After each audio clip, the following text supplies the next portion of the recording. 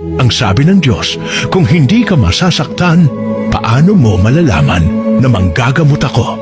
Kung hindi ka malungkot, paano mo malalaman na kaibigan mo ako?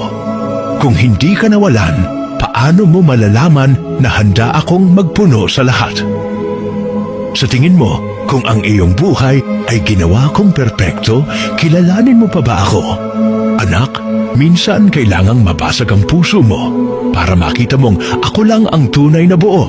Minsan, kailangan kang mawalan para maunawaan mong ako ang lahat sa'yo. At minsan, kailangan mo ring masaktan para maramdaman mong sa akin may kagalingan.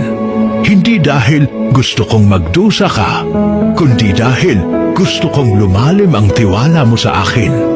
Ang hindi mo nauunawaan ngayon, balang araw magiging patotoo ng katapatan ko sa buhay mo. Ang mga pagtitiis sa kasalukuyan ay hindi maihahambing sa kaluwalhatiang ihahayag sa atin.